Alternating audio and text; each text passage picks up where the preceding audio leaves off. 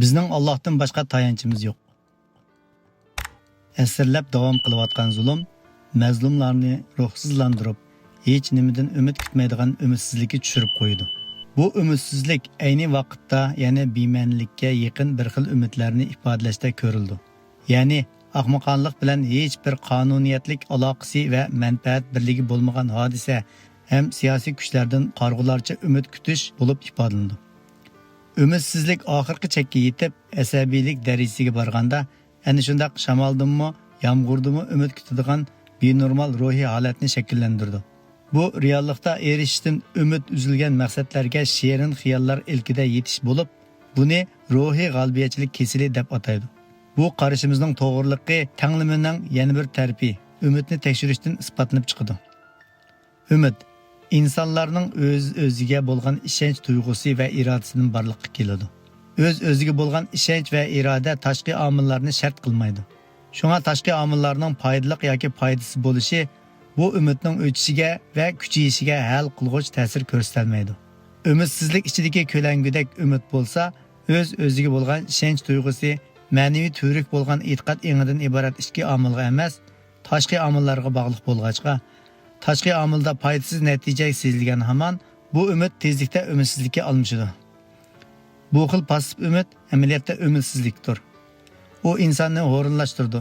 Ijodkorlik ruhini, izdinish ruhini, tirikchilik ruhini xultib qo'ydi-da, ular hamon o'z baxtining orzu istigining sabab tizginini boshqalarga bog'lab qo'yib, o'zi izlanmaydi. Bu diniy nuqtadan aytganda mushriklik bo'lib, har jihatning xato va ziyonliqdir. Bizning xalqimiz milliy ozodlik umidini uzun bir zaman Sovet Rossiyasiga bog'ildi. Bu xil passiv ideya Sovet ittifoqida o'qiganlar, sovetparastlar, bolsheviklarning cho'qing'ichilari ta'sirida maydonga kelgan bema'ni umid edi. Bu umid 60-yillardan keyin Xrushchevning atalmish maxfiy doklad berib, Stalinni va Stalin davrini qag'ishidan keyingi Rus-Xitoy munosabatlarida yuz bergan diplomatiya krizisi tufayli texmi kuchayib, Sharqiy Turkistonliklarning zo'r ko'pchiligida mana shu shaklsiz umid hukmron o'ringa o'tdi. Bu baxtsiz xalq o'zlari umid bog'lagan ashu dushmanning dushmaniga bag'ri talpingan holda radio anglaydi. Xitoylarning buzg'unchiligiga uchrab turadigan bu to'lqinlarni anglashma u qadar qulay emas edi. Bu radiolar umid kutuvchilarga nemalarni beradi? Ba'zi kunlari Xitoy mustamlikchilarini birer eg'iz tillab qo'yadi. Andisonda Sharqiy Turkiston degan bu sevimlik nom tilga ilinadi.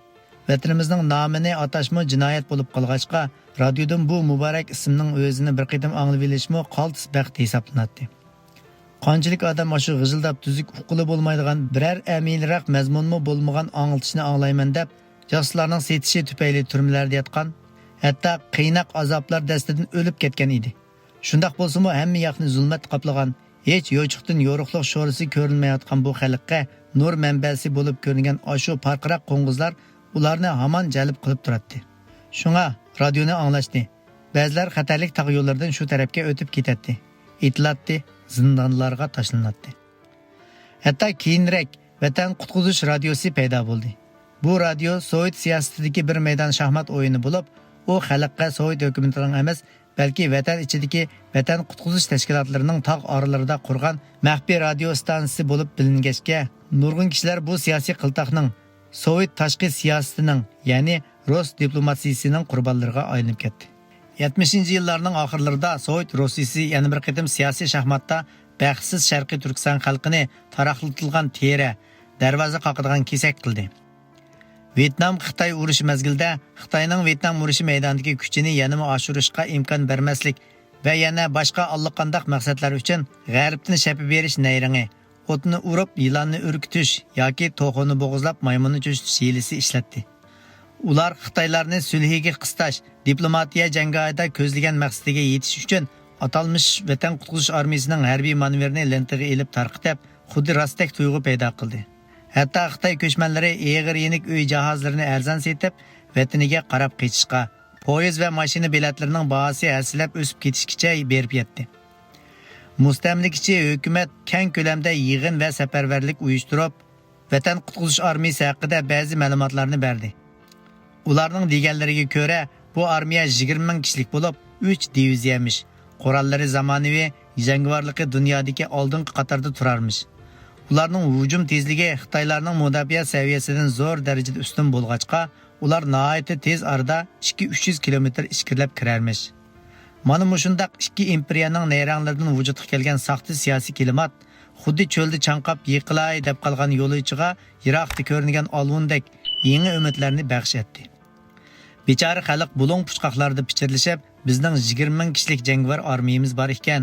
Xitoylar odatda bizga foydali narsalarda saxta sonlarni e'lon qiladi.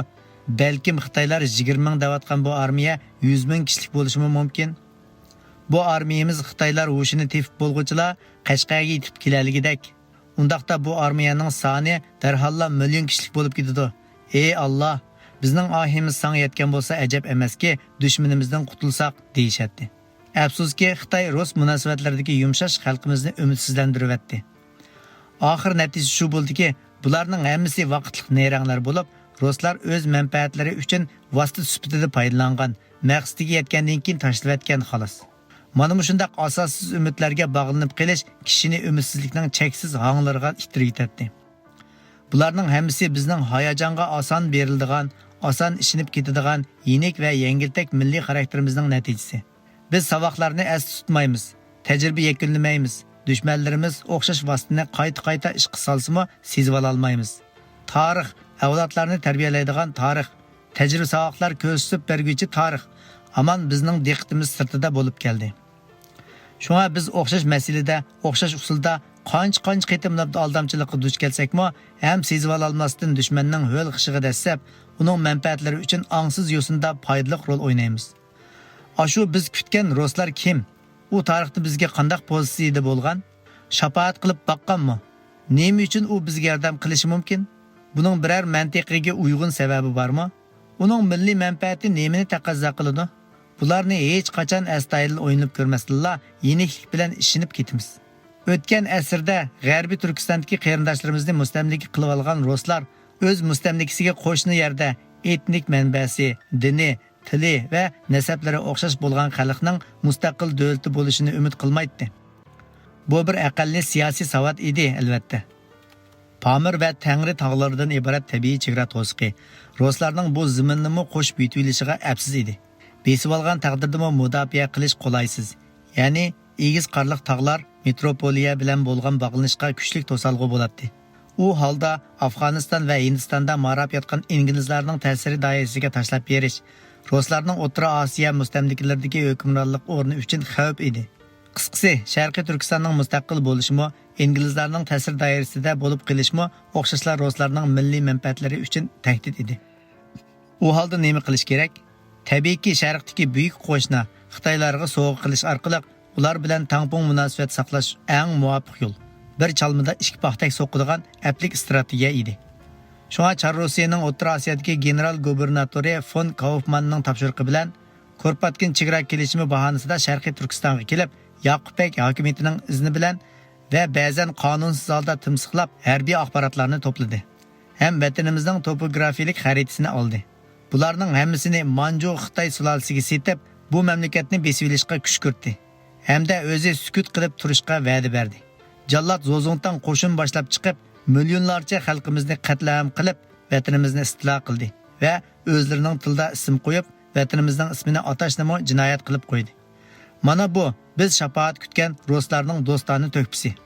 Mana shu holda xalqimiz bu saboqni esida tutqini yo'q. Dushman bo'lsa bizni davomli Xitoy qulluqida qoldirish va o'zining milliy manfaati uchun qurbonlik qo'y qilishdan hech yanmadi. Davomi bor.